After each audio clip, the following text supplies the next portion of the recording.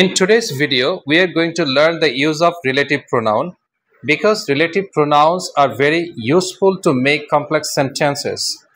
By using complex sentences, we can speak English very smoothly with others. যে ছেলেটা তোমার কারখানায় কাজ করছে সে আমার ভাই. The boy who is working in your factory is my brother. Good. যে মেয়েটা তোমার জন্য রান্না করছে সে আমার বোন. The girl who is cooking for you is my sister. যে লোকটি তোমাকে পড়াচ্ছে তিনি আমার চাচা. The man who is teaching you is my uncle. যে মেয়েটি হাসছে সে আমার হবু স্ত্রী. The girl who is laughing is my fiancée.